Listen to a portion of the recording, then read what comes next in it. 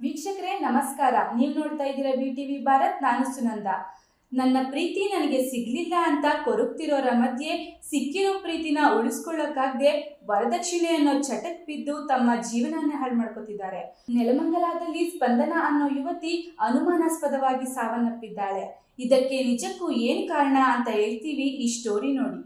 ಮಹಿಳೆಯೊಬ್ಬಳು ಅನುಮಾನಾಸ್ಪದವಾಗಿ ಸಾವನ್ನಪ್ಪಿರೋ ಘಟನೆ ಬೆಂಗಳೂರು ಉತ್ತರ ತಾಲೂಕಿನ ಅಂಚೆಪಾಳ್ಯ ಗ್ರಾಮದಲ್ಲಿ ನಡೆದಿದೆ. ಮೃತ ಮಹಿಳೆಯನ್ನು ಸ್ಪಂದನ ಎಂದು ಗುರುತಿಸಲಾಗಿದೆ. ಸ್ಪಂದನ ಕಾಲೇಜಿಗೆ ಹೋಗುತ್ತಿದ್ದ ಸಮಯದಲ್ಲಿ ಅಭಿಷೇಕ್ ಎಂಬಾತನನ್ನ ಪ್ರೀತಿಸಿ ರಿಜಿಸ್ಟರ್ ಮ್ಯಾರೇಜ್ ಆಗಿದ್ದಳು. ಸ್ಪಂದನ ಪೋಷಕರ ವಿರೋಧದ ನಡುವೆಯೇ ಇಬ್ಬರು ಮದುವೆಯಾಗಿದ್ರು. ಮದುವೆಯಾದ ಬಳಿಕ ಪತಿ ಕುಟುಂಬಸ್ಥರು ವರದಕ್ಷಿಣೆ ತರುವಂತೆ ಕಿರುಕುಳ ನೀಡುತ್ತಿದ್ದ ಬಗ್ಗೆ ಸ್ಪಂದನ ತಂದೆ ಬಳಿ ಹೇಳಿಕೊಂಡಿದ್ದಳು. ಬಳಿಕ 5 ಲಕ್ಷ ರು ಹಣವನ್ನು ಕೊಟ್ಟು ರಾಜಿ ಸಂಧಾನ ಮಾಡಿಸಿದ್ರು.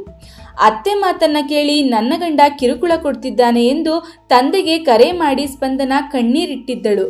ಸ್ವಲ್ಪ ಹೊತ್ತು ಬಿಟ್ಟು ಮತ್ತೆ ಕರೆ ಮಾಡಿ ನಿಮ್ಮ ಮಗಳು ಸಾವನ್ನಪ್ಪಿದ್ದಾಳೆ ಎಂದು ಪತಿ ಕುಟುಂಬಸ್ಥರು ತಿಳಿಸಿದ್ದಾರೆ.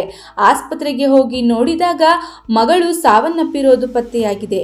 ಸ್ಪಂದನ ಕುಟುಂಬಸ್ಥರು ಪತಿ ಅಭಿಷೇಕ್ ಮತ್ತು ಅತ್ತೆ ಲಕ್ಷ್ಮಮ್ಮ ವಿರುದ್ಧ ಮಾದನಾಯಕನಹಳ್ಳಿ ಪೊಲೀಸ್ ಠಾಣೆಗೆ ದೂರು ನೀಡಿದ್ದು ಪೊಲೀಸರು FIR ದಾಖಲಿಸಿಕೊಂಡಿದ್ದಾರೆ.